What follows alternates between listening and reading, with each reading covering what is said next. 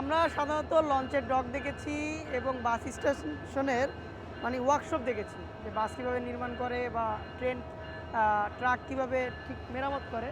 এটা হচ্ছে আপনার রেল স্টেশনের ইঞ্জিন কীভাবে খুঁটিনাটি যে জিনিসপত্রগুলো রয়েছে মানে এগুলো মেরামত করে আর কি। যেমন এখান থেকে ট্রেনের ট্যাঙ্কার রয়েছে, যে তেলের ট্যাঙ্কার, এখান থেকে তেলের আপনার রেলের আর কি তেল ভরা হয় এবং এখান থেকেই রেলের যে ইঞ্জিনগুলো রয়েছে এখান থেকেই খুঁটিনাটি ঢাকার যে রেলগুলো আছে কমলাপুরে ইঞ্জিনগুলো বা রেলগুলো সেগুলো এখান থেকে ঠিক করা হয়।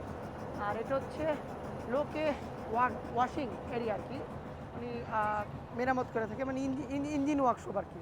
হ্যাঁ, এখান থেকে আপনার ট্রেনের যত ইঞ্জিনগুলো রয়েছে ঢাকা শহরে যেগুলো আসে কমলাপুর রেল স্টেশনে সেই সবগুলো ইঞ্জিনগুলো এখান থেকে মেরামত করা হয়। যেমন এই যে এই ইঞ্জিনটা আসছে, ইঞ্জিনটা আসছে ট্রেনের, আর এই এক একটি ট্রেনের ইঞ্জিন হচ্ছে 40 থেকে 50 কোটি টাকার উপরে হয়ে থাকে।